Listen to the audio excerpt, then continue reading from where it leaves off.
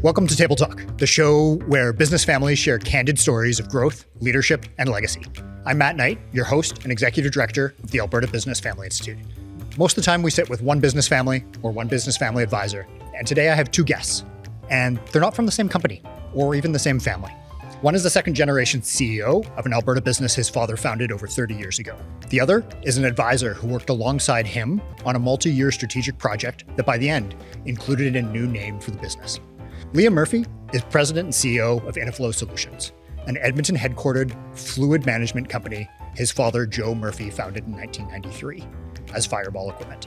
From a one-man oil heating operation, Joe built into a Western Canadian leader in fuel and lubrication systems. Today it employs over 100 employees, serves Canada's largest oil sands and mining operations, and helps manage close to 1 billion liters of fuel every year. Liam took over leadership from his father in 2019 after growing up in the business, and in January of last year, after 6 years as CEO, the company relaunched as Innoflo. Dania Spillett Baron is a partner at Incite, a strategy firm in Edmonton founded by Ted Curry over 25 years ago. Dania's background is in brand strategy, market positioning, strategic communications, and M&A. She's worked with family businesses and other businesses across Alberta and beyond to help them work through strategic changes in their business. And today, we're going to take a story that some people will know from the outside, Fireball becoming Innoflo, and explore what really happened on the inside. What strategic question really started the project? What the years of work before the name change actually involved? And what Dania saw from her seat? And what it means for a next generation leader, for a family, and for a company when the next chapter is being written under a new name. Liam, Dania, welcome to Table Talk.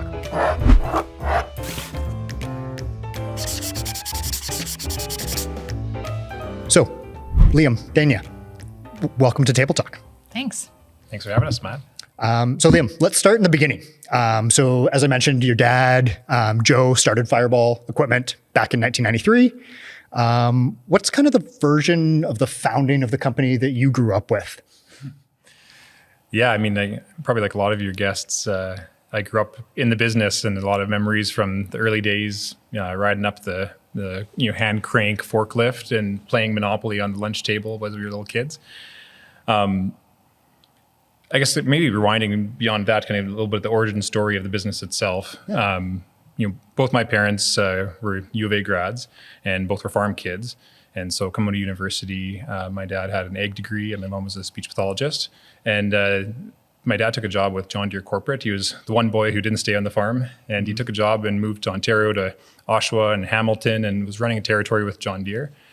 And then those travels and that work took them to Moncton, where my older brother was born, and then to Saskatoon, where I was born, and then ultimately moved to small town Alberta of Westlock, and where he intended to buy the John Deere dealership there. So for about 4 years, he worked in the dealership there in Westlock, Alberta. And we laid down roots and started going to school and that kind of thing. And as he was trying to figure out how to raise enough money to buy the dealership, he ultimately did not. And so there was one day where, he was walked out to the back door and the new owners walked in the front door. And that was kind of the environment when he started what became Fireball and now Innoflo was those times. And so, originally it actually was called Alberta Waste Oil Heating, and it was him in a truck out of our garage in Pembroke, Alberta, which is the booming metropolis north of Westlock. and putting in used oil furnaces and heaters and lube shops, Mr. Lubes and Jiffy Lubes and truck dealerships and that kind of thing across Alberta. But, over time that grew, and for 1 week he rebranded to Alberta Oil Systems, which was just too damn boring. And then a week later decided that, hey, Fireball Equipment, there's a kind of a catchy name, and it was related to one of the pieces of equipment we used was called the Fireball pump. Okay. But for 20 some odd years Fireball was the brand. And so I got involved as a kid, like we were working weekends and summertime as a service technician and a warehouse person, an inside sales technician, and all these different roles throughout the business. But it wasn't until after university and I finished my degree and had my own little entrepreneurial experience that I decided to jump in both feet and join the business full time. Okay. So it wasn't, from the beginning, it wasn't, I'm going to step into the business. And that wasn't kind of what you thought growing up. That wasn't the intention, but, I just grown up so closely with the business that, I knew all the people all the way along, because we'd just be around. It'd be the three boys hanging out, mucking around in the back shop as dad worked in the front. So when I went to university, I took an entrepreneurship major, which was my intention to follow in my father's footstep and starting my own business. But after university, and I actually throughout university ran a college pro painters franchise, which was an awesome experience. Like that was the best entrepreneurial learning that I could have had. But yeah, coming out of that, I was didn't have loans, but I was broke and trying to figure out how I was going to change the world. And I got a call from one of the guys at Fireball, said, "Hey, I hear you're broke and able-bodied. Do you want to come work on the tools for a little while till you figure it out?" And I'm like, "Yeah, that sounds okay." And so it was always like kind of a temporary thing for a number of years because I wanted to do my own thing. But working on the tools turned into a sales position, and sales position turned into interim sales manager position. And then after about 2 years, saw that I could exhibit a lot of the things that I loved about entrepreneurship, but within the confines of the business, with the resources and the funding and the people and the customer list and those kind of things. So decided to jump in with both feet, and that's kind of ancient history now, but it's been about 15 years full time. Okay. And was there a moment along there where it kind of clicked that you're like, yeah, this is it. This is what I want to do? Like, is there something like that sticks out? Yeah. I think that, so I there's a period of time where I was moved from being a sales rep to being the interim sales manager when the previous sales manager had left. And that was just kind of a stopgap. And I'm like, hey, let's be some good experience, and bit off probably more than I can chew with the sales team that was had been around forever and in their 60s and very set in their ways. And this young punk comes in at 24 years old or whatever it was, and is telling them how to do their sales calls. But when we went out to market to hire for the full sales manager role, and making that decision whether I actually wanted to apply for the full position or treat it as this is a temporary gig, there was kind of that turning point. So ultimately, polished up the resume and applied, and possibly I had a little bit of an inside track. Like we try not to operate with preference and nepotism, but the reality is that I was a known entity. So, but yeah, there's that moment there to whether to fully engage and step into the leadership team or maybe step out and try my own thing. There was probably that moment. Okay. And did you get the sales manager job? I was successful. Okay. I was successful in acquiring that position. Yeah. Okay. I wanted to double check that. Yeah. And we'll get into kind of the next kind of transition in a little bit. But Dania, what was kind of your, we'll get into your background in a little bit too, but what was your, maybe first interactions with Fireball that you remember? I think that my first interaction with you more explicitly was when we had lunch together and we started talking about what the project could look like. So the introduction came through the Edmonton Executives Association because Ted Curry, our founder, my business partner, he had connected with Liam that way. I had just joined EEA, I think. And so we sat down and had lunch with Liam at Liam's request. So to dig into some questions that he had. And then, so from kind of your sales manager role, Liam, how long until you kind of became CEO? What did that journey look like? Yeah, so I think it'd be kind of the end of 2013 when I stepped into the sales manager position. And then over the course of the next 6 years, the business was, I guess probably it's always in transition in one capacity or another. But 2016, there's a couple of things that occurred that we tried to take a step towards my father, Joe, stepping away from the day-to-day operations. By that point, he'd been running the business for 23, 24 years. And I think he was just tired of the day-to-day grind and the processes and the hiring and the firing and the customers, like that side of things. He wanted to do the things that he loved in the business, which is really the technical aspect, the engineering side. So 2016, we brought in an outside general manager to run the day-to-day operations, which went pretty well for a couple of years. But ultimately, by 2019, I think that some of our hypothesis was maybe a little bit wrong in the person we brought in. That we really had to, I don't know if the terminology, but we use that kind of visionary integrator terminology out of the EOS. Yeah.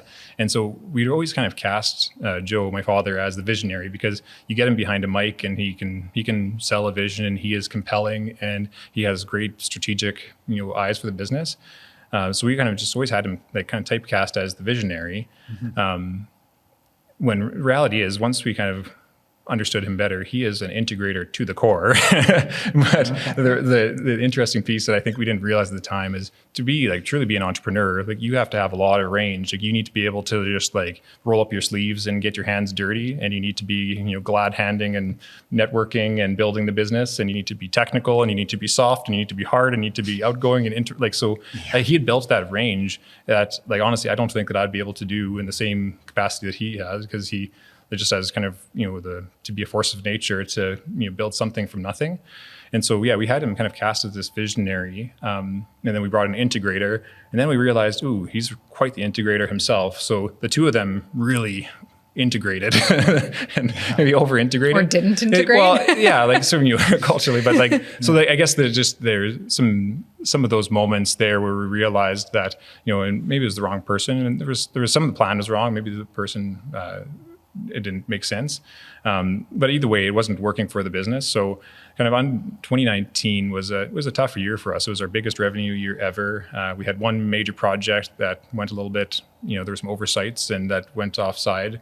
And there was some, maybe some tension and cultural issues at the top of the organization. And in those dark moments, it really gave you a different perspective for the business, because it had been pretty steady, stable, healthy growth for a long period of time. And coming around that summer of 2019, seeing that something needed to change because there wasn't a healthy dynamic. The culture of the business was hurting, so we were maybe losing good people, and you lose good people, so then you bring in people who don't have the right training, who can't deliver customer value in the same way, and then your quality goes down. And it's just like there's this vicious cycle that builds. And so in 2019, seeing that something needed to change, working with one of our long-term leadership members, she runs our HR program, and it just has all the wisdom in the world, Andrea. Working with her, she really kind of gave me the push, like this is the time to step in. And so, in that kind of September 2019, I suggested that, let's try this. I will move from sales manager, step into the president role. Joe steps out of the business. I'll work with the general manager, and we'll try to turn the ship around. Because it was 2019 wasn't going well in a number of ways, including financially. And so then we did our best, but ultimately needed to make a change. And so within the first 5 months, needed to part ways with the other individual. And then about 2 weeks after that happened, COVID hit, and the business was in a tough spot already. And so there was you had to be hardened by fire right out of the gate moving into that CEO position. Yeah, and that's kind of where you probably had to start working on, both that strategy, but also really the importance of kind of culture and identity and brand and fit in the market and things like that. Definitely. So what did kind of those, what kind of took you from working on that to being like, I think we need help here. I think we need to think about that identity or that brand. What kind of started you down that road? So I think the business over the years has evolved enough. Coming from the early days where it was, used oil furnaces and lube shops, and most people walking around the office had, oil and grease on their jeans kind of thing, to the extent where it's changed, where we were doing complex international mega projects, handling IoT systems and software licensing and all the sorts of different world, where I think my perception at the time was that Fireball Equipment Limited sounded like a regional Alberta oil sands contractor. Yeah. And when we're presenting on doing technical presentations at kind of international stages and doing these majorly complex technological implementations, it just felt like that was maybe letting us down. And so I suspected that, and so maybe there had a slight bias of kind of heading into the project. But ultimately, I think just from a positioning standpoint, there were some big questions that we were we couldn't figure out the answers to. I do feel bad at the time. I remember when I first sat down with Dania, I said, you know what, Dania, like, I think we need to go down this process, but I'm going to be totally annoyed by the end. You're going to tell me something I already know, but I'm still going to need you to tell me that, right? Which I think is how those engagements generally work. But like, there were some fundamental questions we had around positioning, because we had, you know, two different divisions, one that worked in kind of the mining and industrial space, and one that worked more doing car dealerships and fast lubes and municipal work. And like the sales cycle and the brand positioning, a lot of things felt different enough, but there's enough ties that we're trying to make the determination, like, should we have two separate like entities, two separate brand positionings, two separate strategies, or is there enough alike that we should have a unified voice and unified brand? And that was kind of the foundational question that Dania and her team sought to answer. Nice. So we'll get into that shortly. So Dania, to set that up a little bit, maybe give us your version of the story that, you know, isn't going to show up on the website. What's kind of your journey to getting to this kind of work where you work with, you know, family-owned businesses and other businesses on kind of their strategy and branding and identity and, you know, mergers and acquisitions? How much time do we have? How far back are we going? So I have... Incite has been around for 27 years as of just this June, and I've been with the firm for the last 12. So it's been a long time there. And the company itself has even evolved. Prior to that, you know, I am also a U of A alum and did an international business major, spent some time doing some schooling in France as well, and thought that I was going to end up working abroad. That didn't happen. I decided that I wanted to dig my hands in here, and to be honest, Edmonton became more and more attractive as I stuck around. Yep. I think that entrepreneurial culture really was fostered here in a way that was compelling to me and kept me interested in wanting to start working with the individuals here. And so one of I think my personality traits that lends itself well to this work, or that maybe led me to this work, is my curiosity, as well as my desire to sort of solve puzzles or problem solve, if you will, and be able to help leaders achieve their greatness, right? And to facilitate that process. And so I bounced around a little bit, doing a variety of different things, working marketing client side,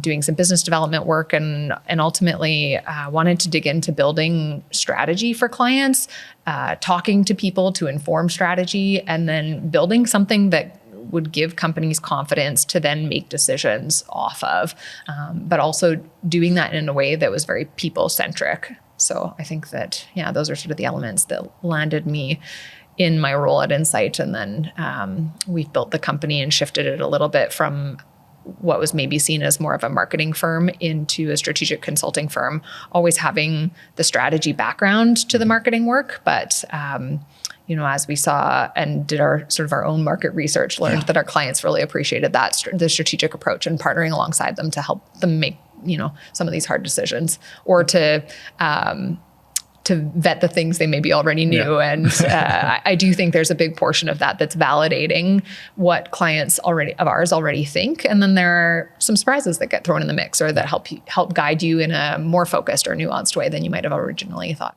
Okay. So take us back to maybe that first ask from Liam, where it was, we think we probably need a new name. We're gonna hire you to do this. We probably already know the answer already. Yeah. But what was the question? What was your where did that start?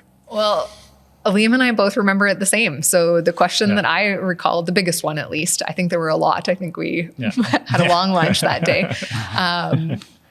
The biggest question was, we've got these two divisions that serve very different customers. And does that mean that we should have two different brands, or split them off into two different companies even? Where do we need to go, knowing that we're aiming for exponential growth and, we want to grow even further internationally? So it was the same question that Liam already articulated. The funny piece, though, I remember is his thoughts that he brought in around the visual identity or the logo maybe needing a change. I remember vividly having conversation as I was pulling together the proposal and saying, I'm not going to include the logo in here as work that we would do, because we don't actually know whether you need that yet or not. And so we had a bit of it wasn't an argument, but a discussion about whether that was appropriate to include. And because we don't want to change for the sake of change, right? That's right. Sure.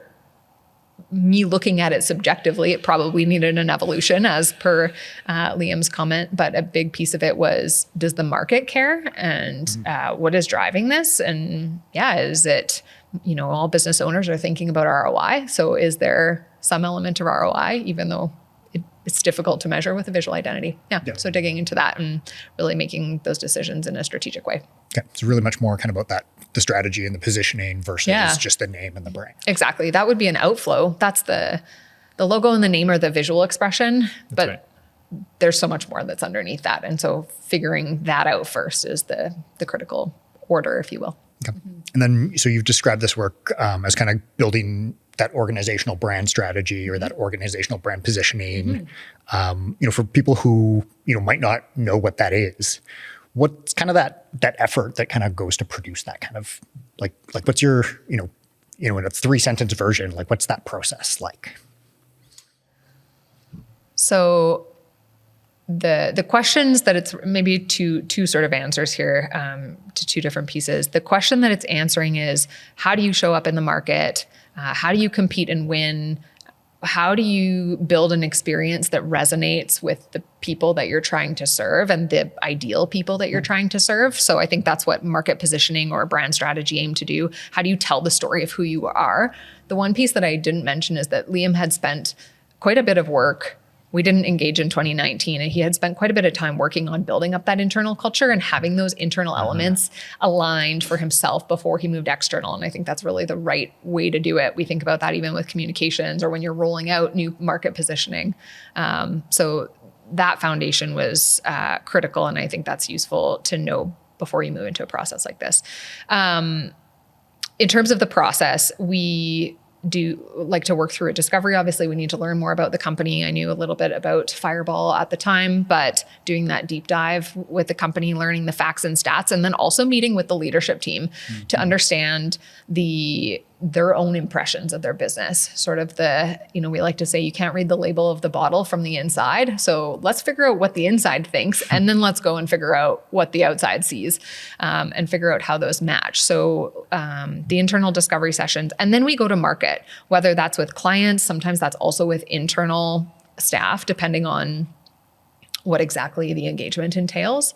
Sometimes there are surveys, roundtables, focus groups. And so with Fireball, they were one-on-one conversations where some of myself and other Incite team members had discussions with Liam's clients, both from the mining side, other industrial clients, and the commercial side, to understand what their needs are and what they were experiencing. And then we go and build gap analysis, try to compare where you're at now, where you want to head in terms of your business goals, and then what's getting in the way, and how does the market see you? What are some of the barriers that we maybe need to overcome? Where are we missing out on telling the story that we want to be telling, or that reflection of what's internal? How do we reflect that externally? And then build once we're in alignment, of course, around strategy, then build a tactical plan on how do we address these challenges. And some of that tactical plan sometimes includes a rename or an identity shift. And then there are, of course, the communication and change management components. Yeah. Nice. Okay. And then, Liam, this part always interests me about the Fireball story in particular. And we heard it from your kind of introduction, Fireball came from like a random heat pump someplace or something like that. Like it wasn't a family name by any means. No. But, even with that, it was still a name that your dad gave to something. Absolutely. And if you kind of take that CEO hat off for a second and think about, as a son, what is it like renaming something that your dad named? Sure. How do you rationalize those two sides of it? Are those two parts of you in kind of the same place? Were they thinking through differently? Like, what did that process mean to you? You know what? I think there's probably CEOs out there who are cold-blooded, rational, logical thinkers. I would say I'm not necessarily one of those. Like I'm a deeply, emotional and nostalgic person as well. Yeah. And so but also very analytical. Analytical. Yeah, for sure. Yeah. I got that from Joe, certainly. But, I think, going back, like there's a lot of things that I love and the people of Innoflo, Fireball love. Like the logo looked awesome on black. It, was really appealing, especially like we work with a lot of, the trades folks, and those stickers on their helmets, they love those, and it kind of looks like Hot Wheels logo. It's like it's catchy. Like, and one of the advantages of it, like it sticks in your brain. Like it's kind of was a silly, stupid name in a lot of ways, but it's memorable. Like I would say that Innoflo turned into something more like it's more of a virgin name that we're applying meaning to, but it isn't as memorable in and of itself. And that's with intention. But, thinking back to you hear the stories talking to clients who've worked with, my dad from day one of the business, and they're like, well, that's Fireball Joe. Like he wasn't just, Joe Murphy, that's Fireball Joe. So, taking that, like it wasn't decisions made lightly, and I wasn't even certain for probably at least a year into our engagement that was the right decision, because some of the questions, even thinking that maybe I'm reading ahead on the script, but that Joe, my father, asked, like, are we losing business because of this name? It's like, well, no, like that's not how this works. It's about the first impressions. It's about elevating, and not having a cap. It's about not being associated with whiskey and pit bull. Yeah. Right. And there's a number of pieces in there, but like I was Liam from Fireball for a lot of years, and I was proudly, showing this company and doing case studies in business school on it. Like I had a lot of pride in that itself. So did you drink the whiskey? I might be like still a little bit of a collector of various forms of boxes and all the different forms of the whiskey, certainly. And then kind of from that family business side. So I guess, Dania, your role there isn't just strategy per se, and I don't know how much visibility you would have had into this, but the founder was still, Joe was still on the board, so he was probably still engaged in the process. Did you have to change your approach at all? Or did you think about that in kind of the engagement? For sure. Probably one of the first questions I asked Liam was, how much influence does your dad have?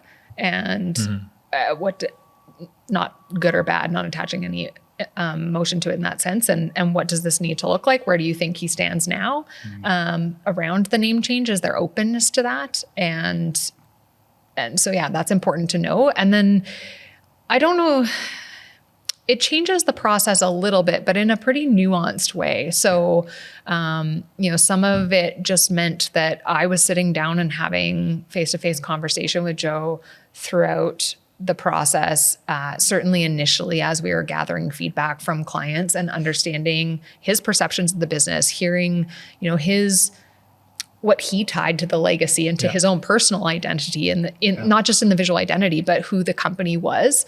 And that really helps me, or helps Incite, get a feel for what are some of those intangible elements that we can bring through into the future of the company, weave into maybe the identity in different ways, so that he's still maintaining some of that legacy, the pieces that are important to him. And so not making assumptions about what the founder needs or wants out of the process and out of the identity and out of the company, I think is important. So feeling that out. And then, certainly his role on the board.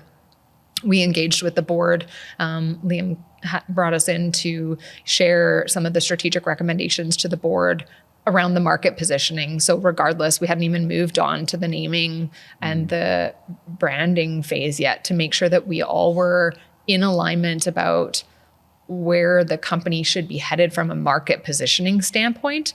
And so I find that a lot of, there's almost more focus when working with family businesses for us on how do we, I think we do this no matter what with business owners, because we're all attached to our brand in some way, shape, or form.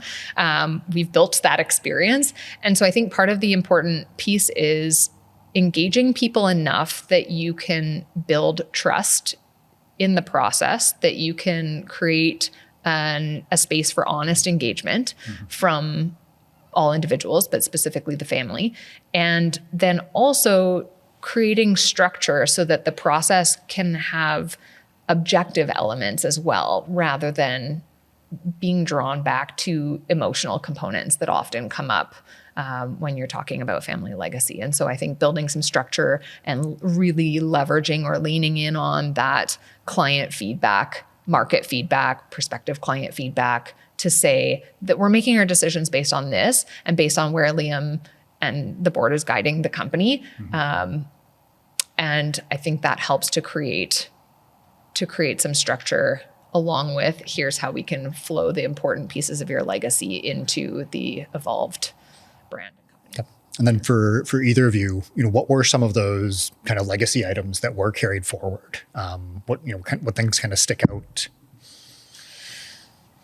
Yeah, I mean, a lot of the legacy components that Joe talked about with me were things he was proud of in the business. So how the business showed up for its customers, the longevity in the relationships, the expertise on the team, some of the cultural elements, certainly internally, and then even things like the creativity and problem solving and engineering that Fireball at the time, now Innoflo, works on. Those aspects of it, it was a lot of what are the positive attributes and strengths of the company as a whole. And those were the pieces that he talked about with me, at least as it related to legacy. So I'm curious, how that showed up in your conversations, Liam. Yes, I mean, I guess the conversations about changing the name are mine and his probably were less about legacy and emotion and more about rational decision making, probably the conversations, but like those things exist behind the scenes, and my mom, who's she's a shareholder in the business as well. And, I'd say that, there's a lot of, emotional affiliation to the previous those brand. So we did try to carry a lot of those elements through, like even through some of the colors, like maintaining some of that orange that we carried through with Innoflo. But I think the process more is how we tried to kind of honor and respect that. For one, like it's Joe and it's Pam and it's Liam, but also it's the staff at large, it's people who've been in the business for a very long time, and have gear and swag and all sorts of stuff with the logo on it. They've been carrying around for 20 some years. And it's the alumni and it's the industry. So we wanted to kind of help people manage that. And, one of the things that I think helped me frame it was thinking it through from almost like that 7 stages of grief. Like there's just like, there's some attachment to that old name and that old brand. And we wanted to help kind of walk side by side people at their own pace and give them the time to kind of move through that process before we just kind of jarringly ripped off the Band-Aid and told them, it was this, now it's this. Yeah. And so we literally, through the process, brought the whole staff together at one of our all-day town halls and talked for 2 hours about the brand and the positioning and the vision and the values and the purpose and the uniques, and kind of, laid to rest the old brand. And then came back in the new year before we launched the new one. And that was intentional because we wanted people to feel like supported through that. Yeah. And to honor the past. Like we didn't, treat it like a book burning where like never ever can we ever see that logo again. Yeah. Like so those branding rollouts do happen. That wasn't our approach. Like we tried to make it a little bit more of a transition and that kind of thing, still with some splash and some excitement around the future and the new logo. But yeah, I think that or the new name and logo. But I think the process and being really deliberate around that is how we found our means of honoring that legacy.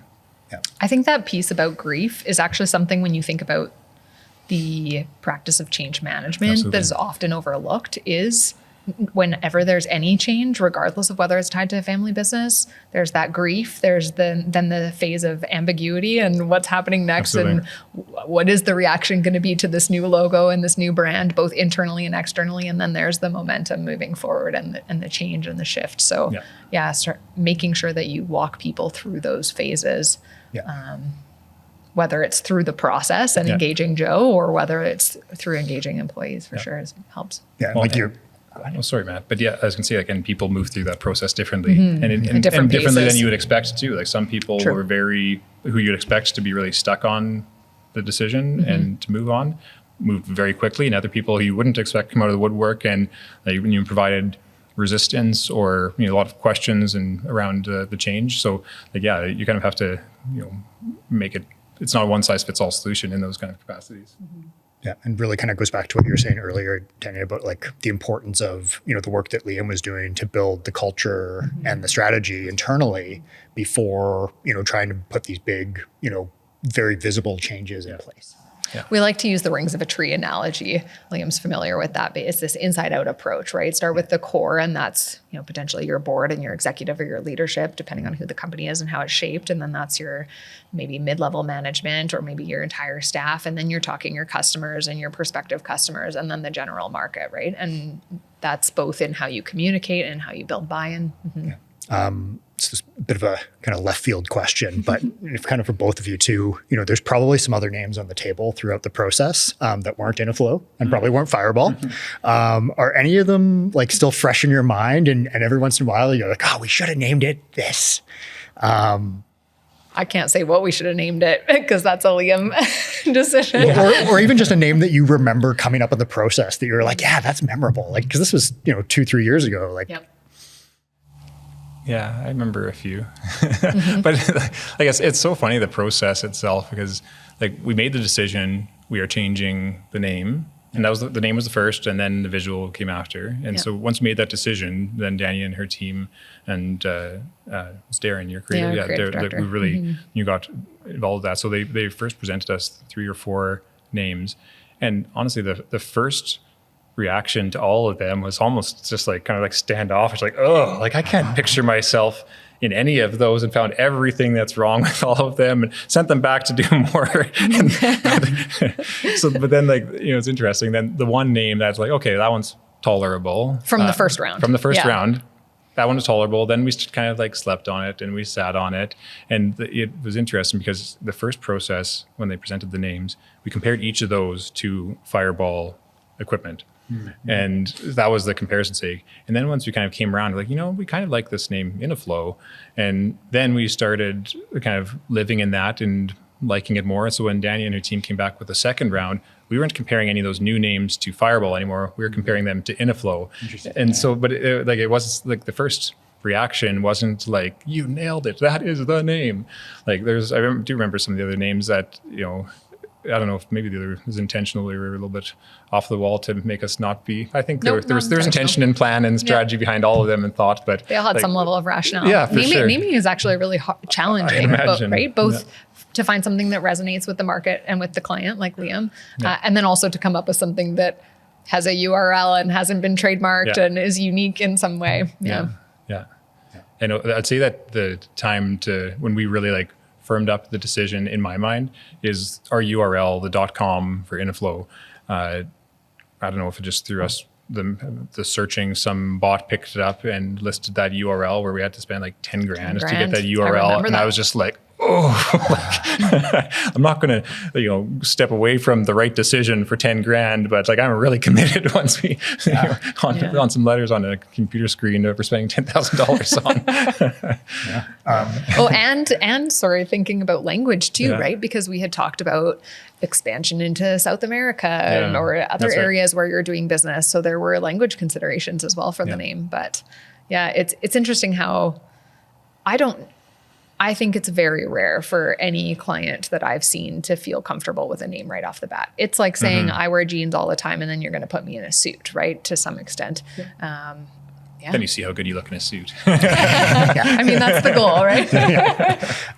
So talking about how good you look in a suit, what was kind of your reaction that first time you had to take, business card out of your suit pocket or something like that had that Innoflo brand on it? Yeah. Like how fun was that? How awkward was that? What was that like?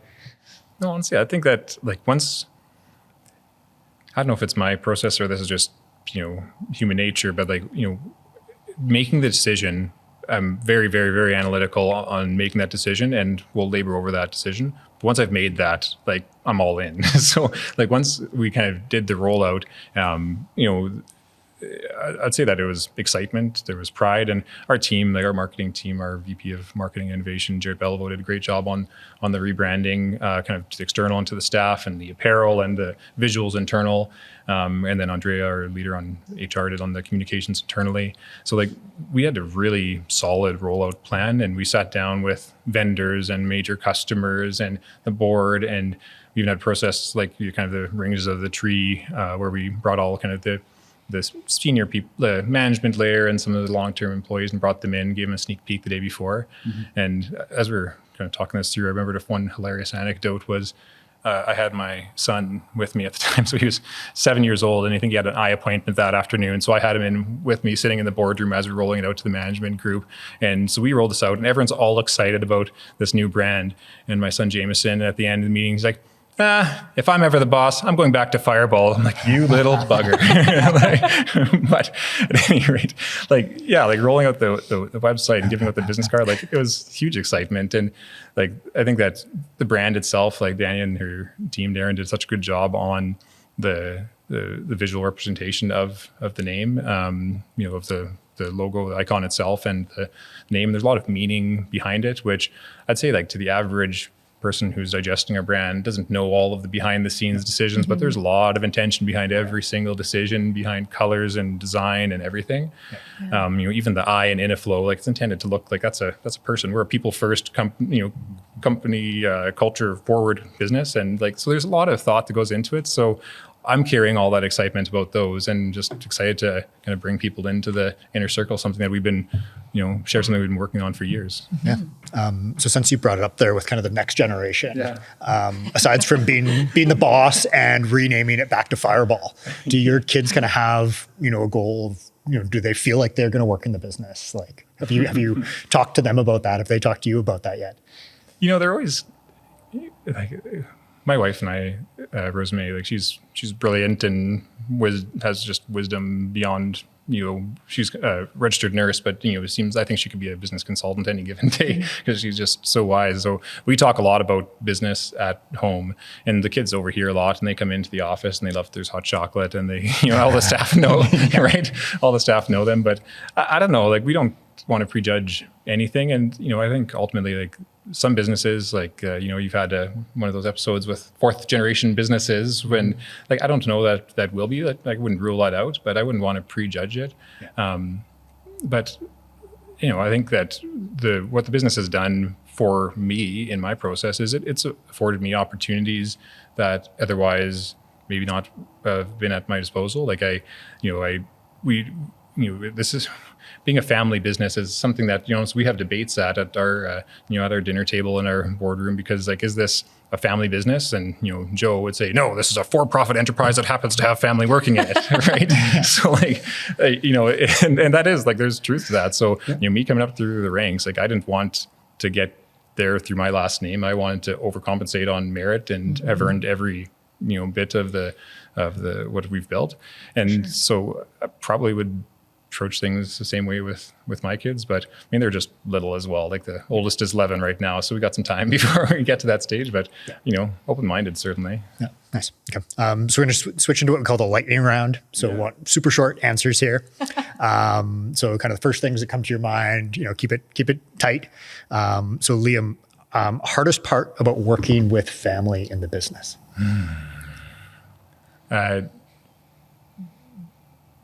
Different definitions of success. Okay. Dania, hardest part about working with family businesses as clients?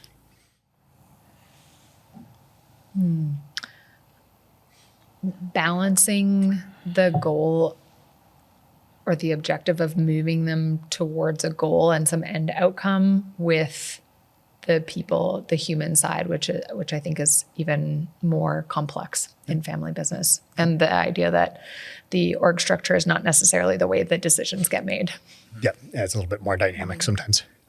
Piece of advice kind of from the previous generation or a mentor, that you actually use?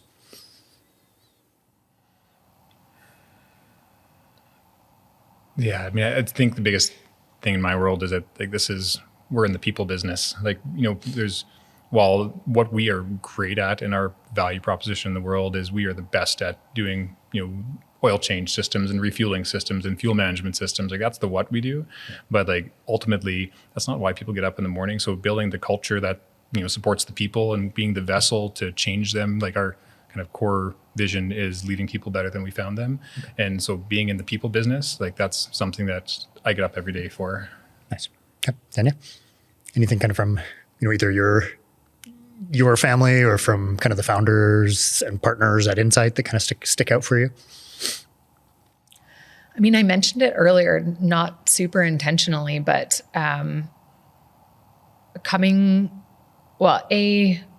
coming to work with integrity every day. I don't want to look back and think that I did something for the wrong reason or feel that way. And then how can I support my clients in doing the same thing? But really what I was talking about earlier was how do we help leaders achieve their greatness? And I think that having that kind of a vision or drive gives purpose, whether that you're talking about a leader that's an internal cultural leader or employee rallying with the department that they work with, or whether that's helping a client to achieve something that they've been dreaming about, or shift something, or take new ownership of the company after a family transition. Mm-hmm. Okay. And then Liam, okay, only one word for each of these here. It's almost like that psychologist name association game. Okay. The two words I'm going to give you, the first is fireball. The second is Innoflo. One word for each. One word for each. Oh, man. First thing that comes to your mind, just like the psychologist. There's no You right or wrong don't get to answers. unpack it either. No. The psychologist would, as soon as you said fireball, I thought about whiskey again. And then because Innoflo is also growth. And then you mentioned this the other day on our kind of pre-call about this is a risk moment. What was kind of one of those from this project that either played out or didn't? Yeah, I mean, the one that I mentioned when we chatted, and Liam actually touched on a little bit, was that we don't always ask clients what their perspective is on the visual identity. But given that Liam came into this conversation with, hey, I think we need to change the identity, we were okay talking to some of the market about it.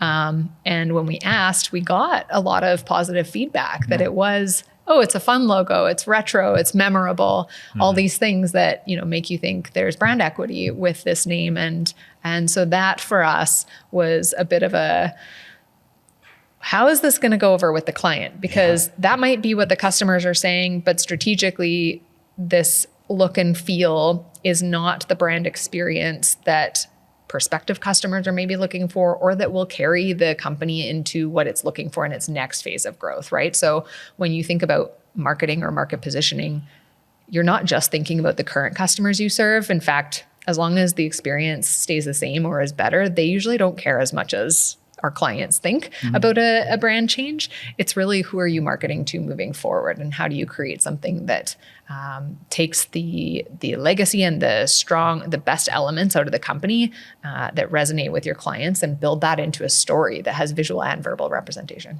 Yep. Nice. And then if you weren't doing what you're doing today, so either leading a fuel management people business, or helping clients with strategy, what would you be doing? Sitting at the lake, probably. Are we talking another career path? Yeah, or what would be, or pastime? No, like profession, like. Yeah, you start, Dania. I started at the U of A in a BSc, and so I always have this lingering question of what would it have been like if I continued down that path, and that was towards forensic science. So that's maybe what I would be doing. Yeah. My other big dream was to run an international hotel chain. So, as a kid, I was fascinated by Jurassic Park, and I thought I was going to be a paleontologist until I realized I was going to be sitting in the dirt for my whole life. So I'll maybe pivot that, but something very people focused. Like I love sales and growth and HR, and those something people focused. So, I think I'd be running my own business in some capacity, whether that's consulting an individual, or I think there's a lot of great businesses out there that are ready for a leader to come in and take them to the next generation, even if it's not family. So I'd probably go and buy another business and go that way. One of the things that I love is the idea of microloans. So how do you sort of equip and encourage? Maybe it's I'm in the right place with the right core purpose, right? How do you help leaders achieve their greatness? How can you elevate people, whether that is internationally, leveraging microloans to do so. Mm-hmm. Nice. Okay, and then back to a little bit more to kind of, Innoflo and kind of legacy before we wrap things up. So Liam, you're now the one who kind of lives with this brand. You're owning it. You're the steward. You're building it. How has it changed your experience, compared to when you were kind of deciding on it? Like, has it changed that view for you at all? Yeah, I think it has actually, because we want to be very growth oriented, very future focused, and very strategic as an organization. And like, there's some really interesting positioning that we have as an organization. Like, for one, like, we are managing the entirety of the Scope 1 emissions for Fort McMurray, or almost 100% of the Scope 1 emissions for Fort McMurray. From a positioning standpoint, like, that's pretty powerful. And when we're saying, like, there's no business better place to reduce the emission profile for Alberta than Innoflo, that feels like something that we can make kind of bold claims and, powerful statements with a name that reflects that, that it is, just doesn't have any affiliation, doesn't sound like it's a local contractor, doesn't sound like it's a Pitbull song. That's something that is, future looking and focused on growth. So I think it has helped us, feel confident that without kind of having one hand tied behind your back. So. Nice. And then I know you said that your dad said that it isn't a family business; it's a for-profit business that happens to be owned by family. If kind of the Murphy's family legacy is kind of built on Fireball and Innoflo and kind of the founding of it, and go into the employee count and the growth and success that you've had already, what do you want? What do you want this legacy to be in kind of the next 20 years? I think from a people and culture standpoint, I think that is the legacy. We want to leave people better than we found them. And, that is the stuff that despite like we are going to make a difference in the world from, helping the mining industry operate more efficiently and reduce emissions. But like, I think the biggest piece is where if we can be that vessel that when we find people, they're in one state and we can help them transform their lives and get into a whole new state. Like, I see this every day, and that's the stuff that I just deeply love. And like, that might not be collecting headlines nationally, but it doesn't need to. Like, those things are driven by something kind of a core purpose that's deeper. And that's, to me, the most kind of important thing that we do as business owners. Okay. And then for both of you, and I'll start with you, Dania, and I know you said that, measuring kind of the ROI on brand change or, brand naming is really, really difficult. Mm-hmm. What's kind of, a couple of metrics that you've either already seen, kind of looking back on this project, or hope to see in the future that really kind of shows you that the rebrand worked? And I don't want like a marketing metric or anything like that. Yeah, well, I don't know, Liam, you can tell me whether this is happening or not. I think one of the big things, going back to the positioning, that then got reflected in the name and the rebrand was this idea of shifting Fireball equipment from being a product-focused, potentially commoditized business, and being seen that way on first glance from prospective customers and some customers, to really articulating the full life cycle of what Innoflo can offer, from that creative engineering of a project, of a system, all the way through the development of the system, the install, and then even to the over-the-counter and maintenance that follows. And so I do think that you've seen that shift and been able to, you should validate whether you've been able to, acquire more jobs, more projects where that full life cycle is seen as the value proposition. I think that's one of the key pieces in this instance specifically. Mm-hmm. Yeah, I think that it's going to be inspiring our people to live out that like, to really follow that positioning and live out that proposition has been big. That kind of re-energizes the whole staff. Mm-hmm. That kind of never waste a crisis. Like, this isn't a crisis, but what an opportunity to kind of redefine ourselves in the marketplace with our staff and with our customers and with our vendors. So I think it made room for a lot of really awesome conversations that so far have been really powerful. Mm-hmm. Okay. And then if there was kind of another family business CEO or another kind of next generation leader out there that was kind of sitting in your chair and having to go through the rebrand of a family business, what advice would either of you give to them? I'd say be diligent and deliberate in the process. Like, this something that it's not going to happen overnight, and kind of take people along the process with you. Like, making a rash decision off the side of a desk is not going to be giving the respect to the legacy of the business that probably it deserves. And so be extra effort onto the process. Plan for 55 minutes and execute for 5 kind of thing, right? Yeah. Yeah, for me, I would say that I think the idea of using external or market insight to depersonalize some of the process is really valuable, and creating some of those objective parameters for the decision making. Or when it comes down to the analytical component, how are you informing those decisions? Is it based off of gut feel? Because that serves us well a lot of the time, but we really want to make sure we're falling back on something. And the fact that it is possible to still convey some of that legacy. Liam gave some examples of even in color and in the way you tell the story about the name and what it means on the back end. There are ways to convey that legacy in the customer experience and the brand experience without freezing the business in time. And I will say, like, just from like kind of maybe wrapping it up on our side of the storytelling, like, while the process itself, there was a lot of scrutiny and deep conversation from a board and from a family side whether this was the right decision, and the objections and obstacles we faced was less about is this a good idea, and more about is there better uses of time. It's the opportunity cost, I'd say, in our conversations. But even with my mom and my dad, who are have that affiliation for so long to Fireball, that was a hard decision. Or it was hard to stomach that the business was changing its brand and changing its identity.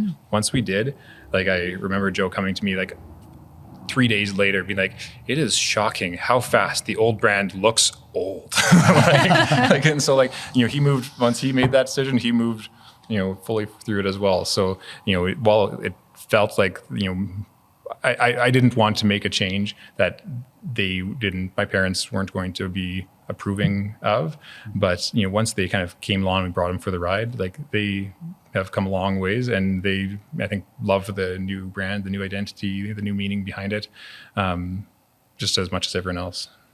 Awesome. I think that's an awesome place to kind of leave that story. The one kind of question I do like to ask that will help maybe close things up completely, and I try to get this one in on every podcast if I remember, but looking for kind of a book recommendation that's kind of changed your life, or something that's kind of changed your view on business.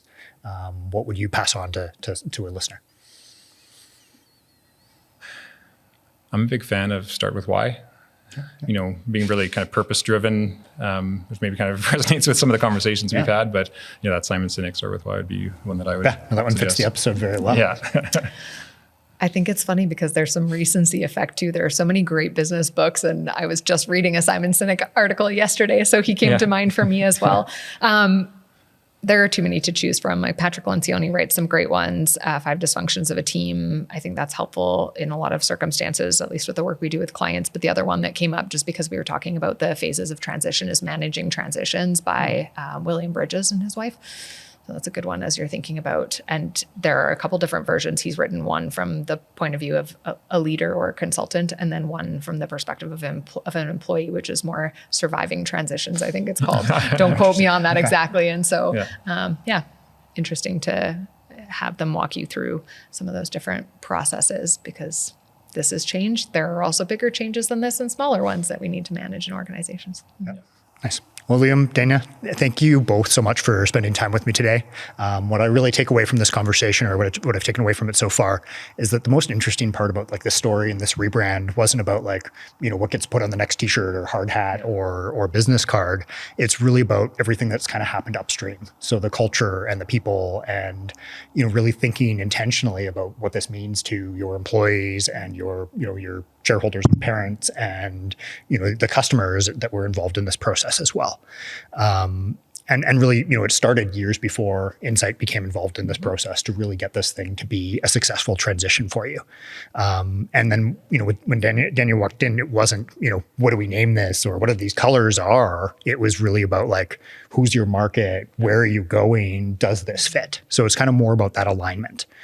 So that kind of fireball, the Innoflo, was maybe the visible part, but that years of work and kind of that commitment to your customers and your employees and those conversations and all that kind of respect and rapport that was built along the way, that's kind of the substance. And what I hear in kind of your work with Incite and all of your clients as an advisor, it isn't just about, like, you're not there to decide whose voice wins. Like, you weren't there trying to help Liam win to rename this company. You were really to kind of give that structure and that process to kind of surface what that legacy actually could mean, and then how to feed that into the process and how to keep that separate from kind of the logo and the leader and help the leadership team move forward. So the naming, even as difficult as that is probably the easy part. And that alignment piece is probably where you need to spend all that effort. Don't tell our creative director.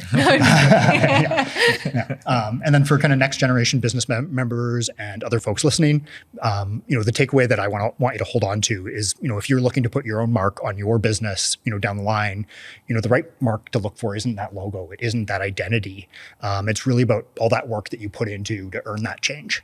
And that next chapter that you're writing for your family or your business, it's not a replacement of who came before you or the business before you, but it's really about an addition and kind of building more for your family and for that next generation.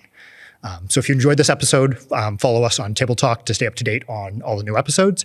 You can reach out to me at matt.knight@ualberta.com. You can follow us on LinkedIn, subscribe to all the podcasts, or you can visit abfi.ca to learn more about the work that we do at the Alberta Business Family Institute and at the University of Alberta. And to learn more about Innoflo, visit innoflo.com. We heard that was a very expensive investment, so you need to please go visit that many, many times. And to learn more about remember that conversation. And then to learn more about Incite, visit incitestrategy.ca. So once again, I'm Matt Knight. We were joined today by Liam Murphy of Innoflo Solutions and Dania with Incite. Thank you all for joining Table Talk. Thanks, Matt. Awesome. Appreciate you having us. Yeah.